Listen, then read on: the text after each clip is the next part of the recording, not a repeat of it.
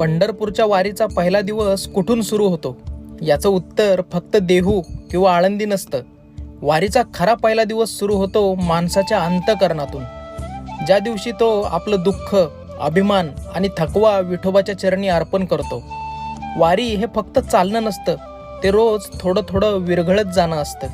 मनात साचलेल्या रागाचं, न बोललेल्या वेदनांचं आणि न संपलेल्या अपेक्षांचं.